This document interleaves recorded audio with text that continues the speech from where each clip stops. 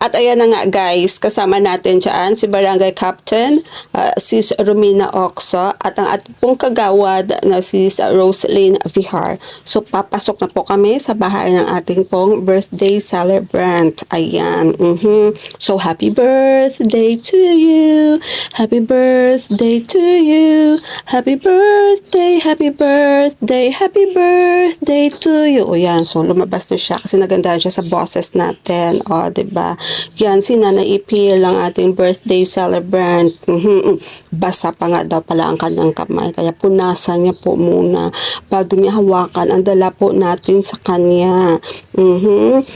Ayan, happy birthday sa iyo, Nanay Ipil. Yan na yung birthday cake from the Barangay Tanduyan Ahoy, Sis Romina Montano sa atin pong anonymous sponsor po.